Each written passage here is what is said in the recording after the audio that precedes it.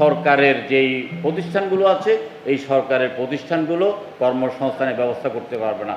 সরকারের প্রতিষ্ঠানের মধ্যে প্রায় ২০টি প্রতিষ্ঠান প্রায় ২৫,০০০ কোটি টাকা প্রতি বছর লোকসান দিচ্ছে। এই লোকসানি প্রতিষ্ঠানটা অর্থনীতির রক্তক্ষরণ করছে। এই লোকসানি প্রতিষ্ঠানটা কখনোই কোনো অবস্থায় কোনো দিনই কেউই সরকারের পক্ষে যতই প্রণোদনা দেয় এই লোকসানি প্রতিষ্ঠানদেরকে তারা লাভজনক করতে পারবে না।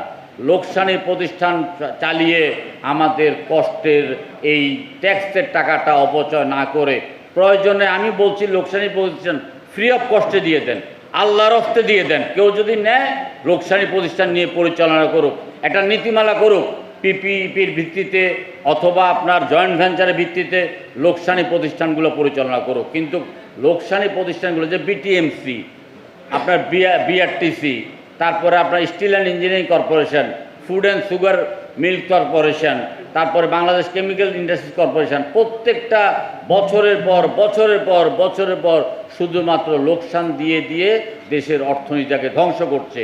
সুতরাং সরকার যদি জনতুষ্টির কারণে এই লোকসানি প্রতিষ্ঠান থেকে আবার নতুন করে আমাদের জনগণের কষ্টের ট্যাক্সের টাকা দিয়ে চালু করতে চায়, এটা হবে রাজনৈতিক একটা স্ট্যান্ডবাজি। এটা কোনোদিন লোকসানি প্রতিষ্ঠান কখনোই কিন্তু লাভজনক হবে না। লোকসানি প্রতিষ্ঠানকে লিল্লায় দান করে দেন, আমরা বেঁচে যাব, সরকারও বেঁচে যাবে, দেশও বেঁচে যাবে।